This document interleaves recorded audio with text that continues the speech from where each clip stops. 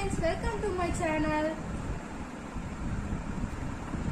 இன்னைக்கு Sunday special என்னன்னு பார்க்கலாம் வாங்க.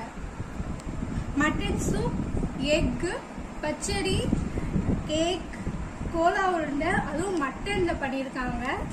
வடை அதுவும் கேரளால பண்ணி வச்சிருக்காங்க அம்மா.